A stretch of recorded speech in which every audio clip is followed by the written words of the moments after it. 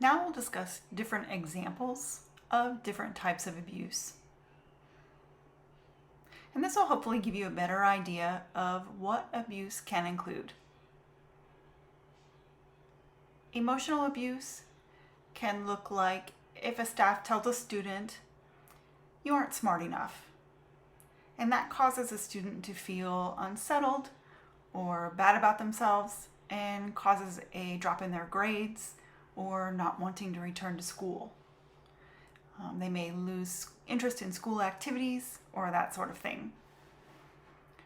Another example could be staff threatening a student, and that causes the student to feel like they don't want to go back to school because they're afraid of that staff person or they're afraid that the staff will hurt them. Next is physical abuse, and that can include staff pushing.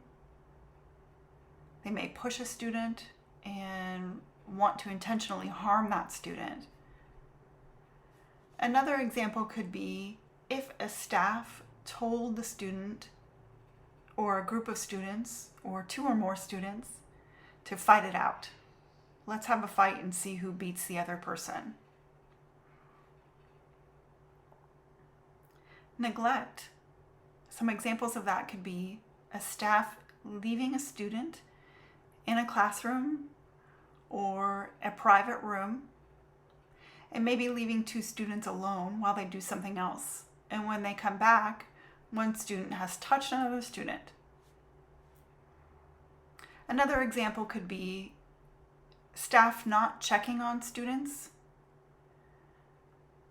maybe allowing a student that they know needs more support to be by themselves and not checking in on them regularly. And then the student ends up hurting themselves or being touched inappropriately. Next is exploitation.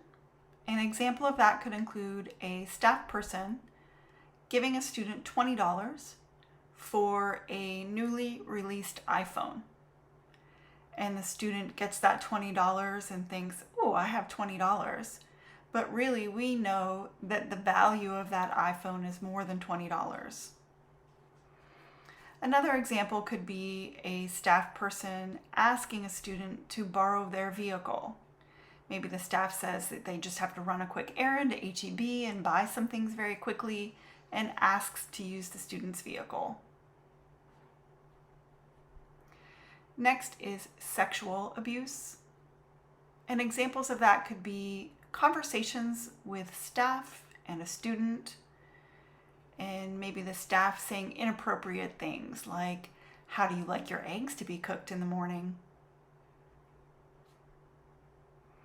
Or maybe saying, "Oh, your clothes really show off your figure."